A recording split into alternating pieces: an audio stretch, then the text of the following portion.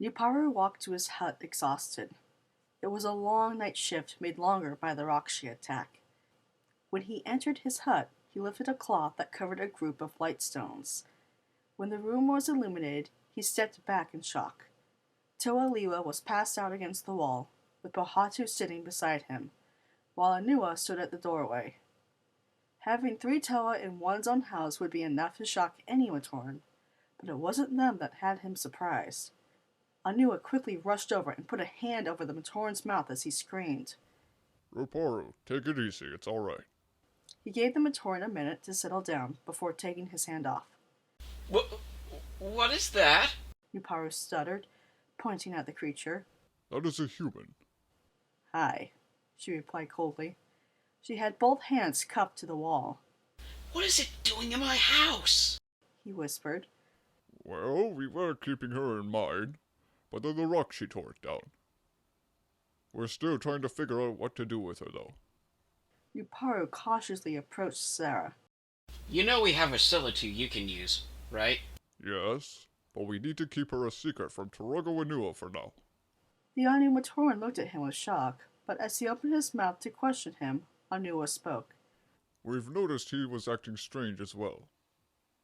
I don't think it's wise to reveal her in his current state. Yuparu paused over it. I understand. Do you think you could keep an eye on her while we're away as well? Asked Pohatu. The assignment made the Matoran perk up. Of course. He then got closer to Sarah. Anua then gave the Matoran a concerned look. Careful. I strongly recommend keeping any conversation with her to a minimal. Look out! Yelled Takanuva. Kapaka dodged right as a panrak fired a beam at him. The Toa then shot a stream of ice and froze the creature. The two then evaluated the scene. Gali and Tahu were fighting off a Turak. All the while, more Rahkshi were beginning to enter the village. I'll take these 3. You help the others. Kapaka said. But what do you... Go. Takanuva hesitantly did as he said. He ran at the Turak, who had its back turned towards him, and fired a beam of light at it. To his disappointment, it stepped out of the way to avoid an attack from Tahu. The beam struck the Toa square in the chest and knocked him back. He took a few steps back before falling into the water. Gali stepped in Tahu's place and shot a jet of water that sent the creature flying over our house and crashing into the shore. Tahu surfaced and gasped for air before swimming to the lily pad. Takanuva stretched forth a hand, but it was pushed aside by the Toa of fire as he got himself out. Be careful where you aim, especially in a crowded place like this. Mark casually walked towards the battle, while Matoran ran in the opposite direction. The amount of chaos he was bringing would please his brother, but chaos was not his goal. Having known of Lewa's deception days prior to revealing the spy, he had a feeling that Kopaka wasn't dead. Staying partially hidden behind a hut, he observed the battle as it unfolded and found he was right. Instead of leaving, he stood still, waiting for a Toa to spot him. The closest to him was Kopaka. A Gorak screeched as it became encased in ice. Kopaka withdrew his blade and turned around. He froze as he locked eyes with Mark. A look of concern managed to manifest itself on the Toa's face. Mark kept a firm gaze on him as he turned around and walked off. Kopaka began to pursue, but immediately began to feel weakness in his legs. He then collapsed as it spread through his body. A hiss came from behind, and he turned around to see a Vorak looming over him. A flash of light suddenly appeared, nearly blinding the Toa of ice. The Rahkshi screeched in pain before falling to the ground as an empty suit. "Brother!" shouted Kali. "Are you alright?" Takanuva and Tahu got on each side and helped him on his feet.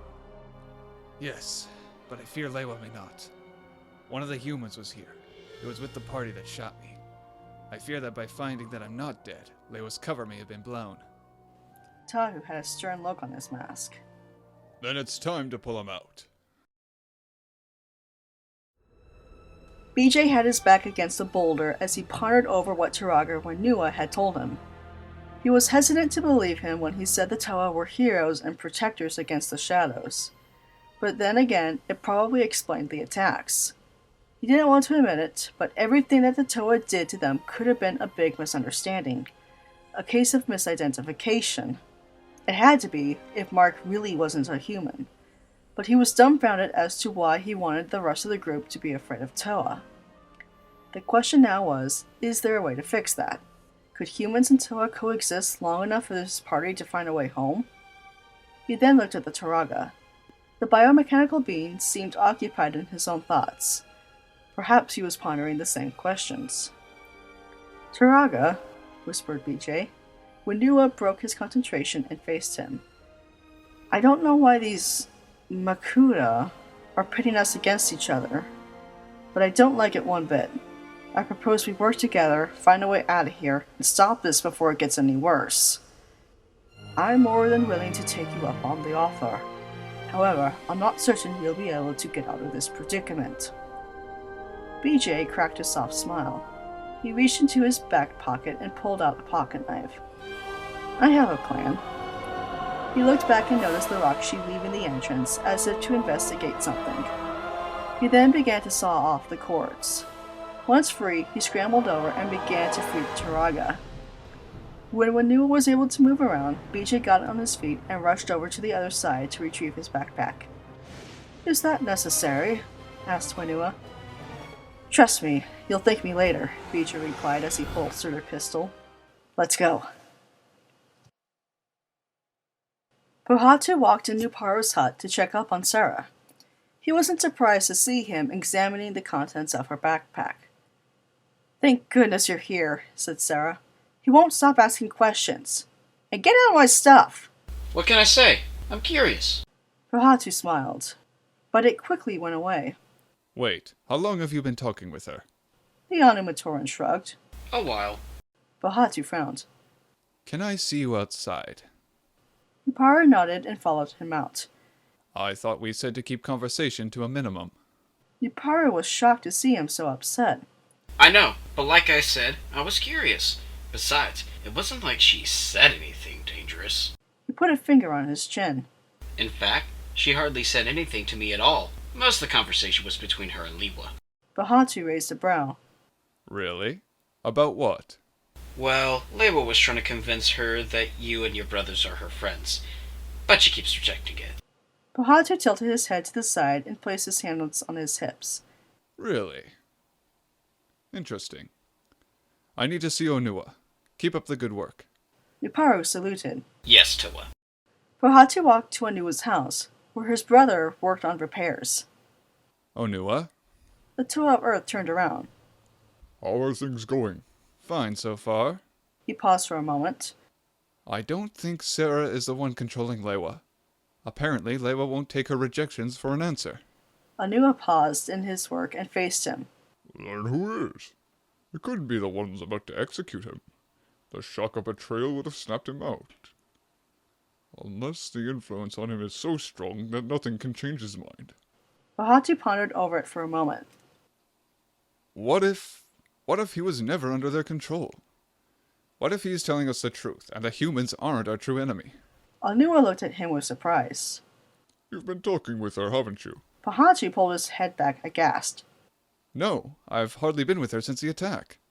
All I'm saying is that if he's telling us the truth, then we are making a big mistake. If not... He paused.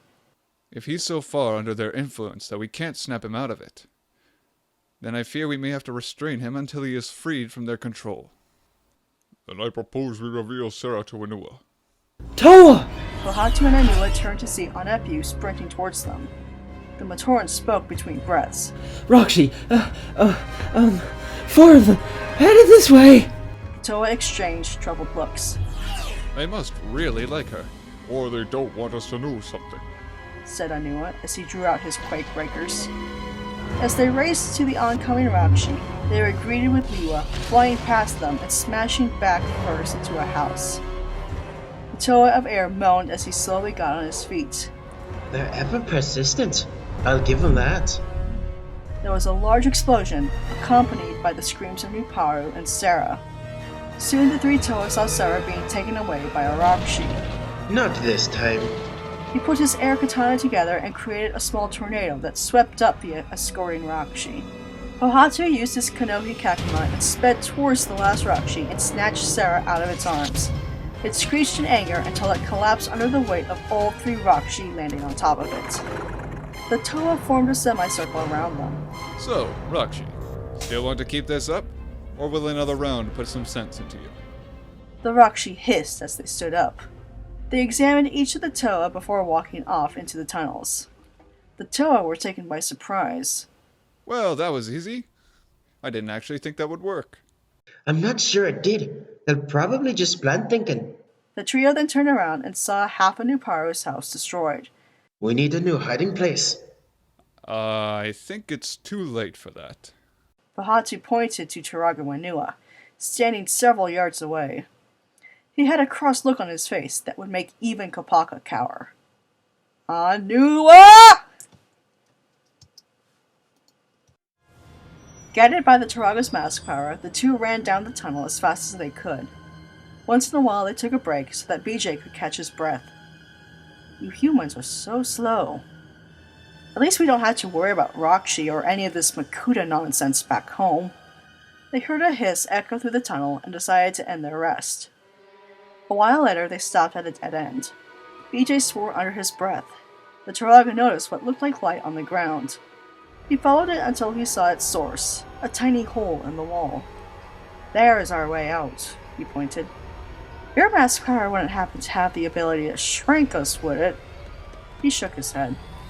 Thought so, sighed BJ. He heard a screech from behind and turned to see several Rahkshi approaching. He pulled out his gun and fired. Several shots rang out and the Rahkshi fell dead one by one. When the gun was out of ammo, he reached into his backpack and grabbed a new clip. BJ fired again and killed 2 more Rahkshi. One more stood, but BJ didn't fire. What are you doing? Wanua asked nervously. Just wait, I have an idea. Hey Rahkshi! Your boss Makuta is so ugly, he turned Medusa into stone. The creature hissed and fired a beam at him. He and the Turaga ducked. The beam traveled right past them and destroyed the wall. Light filled the tunnel and the Rahkshi hissed and covered its face. BJ aimed his gun and fired. The monster fell to the ground and didn't move. Both stood up and listened for the possibility of more Rahkshi coming. When none did, they walked out of the tunnel and found themselves on the beach. I know where we are, said the Turaga as he looked around. There's a village not far from here. We'll be safe there. BJ was a little hesitant about following him to a village where there were Toa. But it was better than finding his way around alone. As they walked, he checked his gun. He knew he would need it should it all be a trap, and he was praying very hard it wasn't.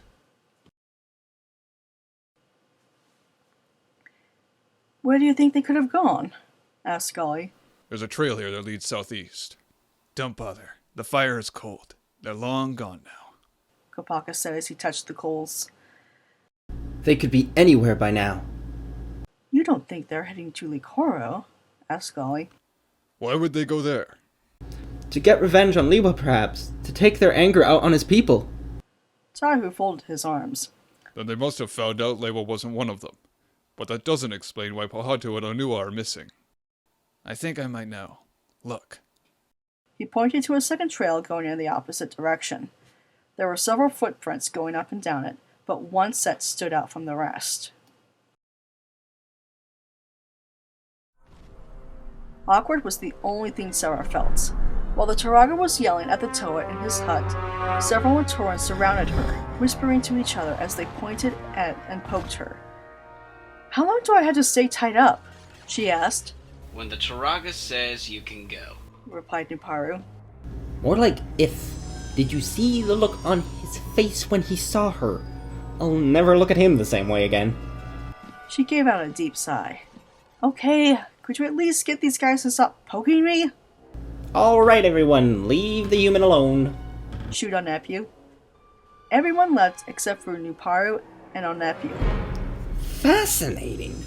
Onepu said, pinching her cheek. How can you be so organic? Doesn't that make you frail? I don't know. How can a piece of scrap metal talk? Wouldn't that make him annoying? Onepu frowned. hey, what was that for? You tell me. Our nephew leaned him towards the car and whispered, Yeesh. She's quite the personality. I'd bet neither Tahu or Kopaka could stand her. I heard that, barked Sarah. Their conversation stopped when the Turaga bolted out of his hut, followed by the Toa. Brother, please. She's harmless. No, she's not. That monster did something to you, Lewa. You're not thinking straight. She's a human. You're a Toa. That creature must be destroyed. Oh yeah, I hypnotized him and made him my puppet, she said sarcastically. Silence, creature! He whacked her with his staff. Hey! She responded by kicking him. Enough, both of you. Lewa, what makes you think she's not a threat? It's the Makuja-sons. They've already tried to quick snatch her away twice today. You idiot. They weren't trying to kidnap her. They were trying to rescue her, snapped Whenua. Lewa's hands molded into fists. No! Everyone was taken surprise at his outburst, especially the Turaga, Anua, and Pahatu. Lewa paused for a moment before speaking more firmly. Everything you have said, Shed, about the humans is wrong. I can prove it. Just give me time. The Turaga leaned his head to the side. And just how are you going to prove me wrong? Lewa looked at Sarah. You can start by untying her. She won't harm anybody. Hard promise. Silence loomed over the Turaga as he stared at all the eager Matorans staring back at him. Very well, he grumbled softly. I'll let her go on one condition. She never leaves this village without my approval. Lewa smiled and nodded. Our nephew cut her loose. The captain saluted and freed the human. Finally, said Sarah, rubbing her wrist. Anua and Pahatu watched Whenua and Sarah walk off in different directions. The Toa of Earth had a finger on his chin. Nuparu was right. There's something wrong with Whenua.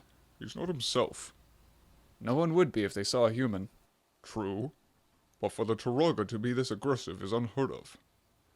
I'll keep an eye on Whenua. You watch over Sarah. As Anua walked off, Pahatu shrugged. She's a human. It's not like she can go very fast. This doesn't make any sense, Gully said as she held a bullet shell. There's obvious signs of a struggle, and from the looks of it, Lewa won.